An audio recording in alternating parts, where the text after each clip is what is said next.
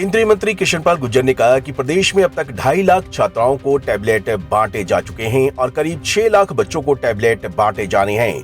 आज फरीदाबाद में भी टैबलेट वितरण कार्यक्रम किया गया। यहां पर करीब 5107 छात्राओं को अपने हाथों से उन्होंने टैबलेट वितरित किए। इस मौके पर उन्होंने आदमपुर चुनाव को लेकर कहा कि मनोहर सरकार का जनाधार लगातार बढ़ रहा है और आदमपुर में भी जीत बीजेपी की ही होगी। कांग्रेस पर तंज कसते हुए उन्होंने कहा कि देश में लुटिया किसकी डूब रही है, ये उन्हें कहने की जरूरत नहीं है। देश के मतदाताओं का भरोसा लगातार मोदी सरकार और मनोहर सरकार में बढ़ रहा है। दूसरी बार जिताकर ये जनता ने तय कर दिया है। चाहे नगर पालिका के चुनाव हो या फिर अब पंचायत के होने वाले चुनाव में, जनता इनका भ्रम दूर कर देगी।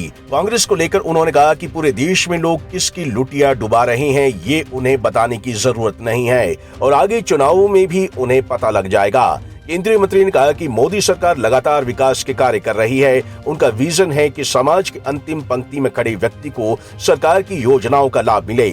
इसके अलावा जो माँ बाप अपने बच्चों को टैबलेट दिलाने में असमर्थ हैं, उनके बच्चे भी ऑनलाइन पढ़ाई कर सकें। इसको लेकर सरकार लगातार टैब वितरण कर रही है। हरियाणा इसमें सबसे आगे है।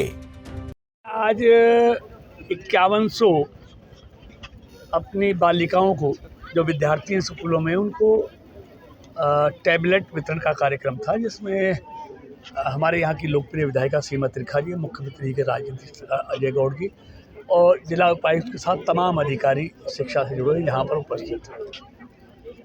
हरियाणा सरकार ने नई शिक्षा नीति के अनुसार, जो आदरणीय मोदी जी की सरकार ने 2020 में घोषित की कि देश के छात्रों को अब सिर्फ किताबी ज्ञान नहीं, किताबी ज्ञान के साथ साथ व्यवहारिक ज्ञान और टेक्नोलॉजी का ज्ञान बहुत ज़रूरी है और जिस विषय में उनकी रुचि है उस तरह की शिक्षा उसको उपलब्ध कराई जाए।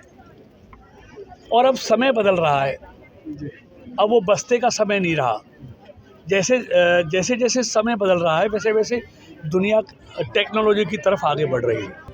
वहीं छात्राओं का कहना है कि पहले पढ़ाई में बहुत परेशानी हो रही थी, अब हरियाणा सरकार ने हमें टैबलेट दिए हैं जिससे अब अच्छी तरह से पढ़ सकेंगी। छात्राओं का कहना था कि इस टैबलेट में सिर्फ पढ़ाई के अलावा और कोई सॉफ्टवेयर नहीं है। ऐसे में वे सिर्फ और सिर्फ पढ़ाई पर अच्छे से फोकस करके अपनी पढ़ाई कर सकेंगे।